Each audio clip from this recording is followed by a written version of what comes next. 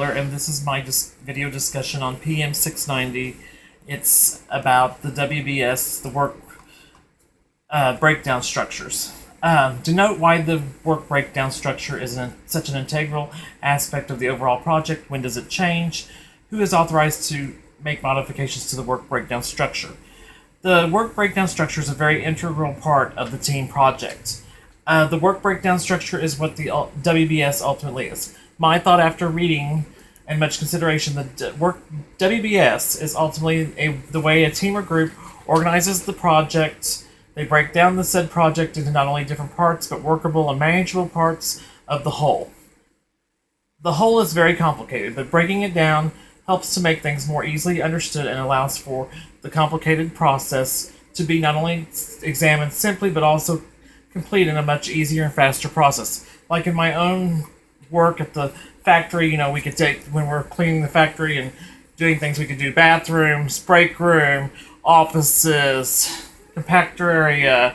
We break it down, and then like the bathroom, under the bathrooms we'd have the sinks, toilets, floors, etc. And the same way with the offices. We'd have we dust a certain time of the week, run the vacuum every day, vacuum would be a part of it, and also trash daily, etc. While the WBS is organized as an hierarchical structure, the WBS depicts a relationship between the largest and smallest elements. I also found that it was very interesting how the government uses two types of the WBS, which the program type and the contract type, to perform their teamwork and get projects completed in a timely fashion. The government is a very complex organization, which leads me to believe that how the government can get such a major project done. I can see how it would be difficult for every part of the organization to stay abreast of the changes and the ramifications to get things moving along, while cutting the red tape and dealing with bureaucratic influences that they're presented with on a daily basis. I am sure that this helps to move their projects along so things ultimately get finished in a timely manner. When you're changing the WBS, well, first of all, who changes the WBS? The WBS changes as no matter how much you plan out the scope of the work, there's always changes. There's changes in daily life, there's changes in everything. These are changes to the policies and the procedures on the project, whereas it can be done with the execution of the project or the way the measurements of the performances are on the project. A person can always expect changes as they come up during a project. When you are changing the WBS, the project manager has to go to the Change Control Board or sponsor to get approval for said changes to the project.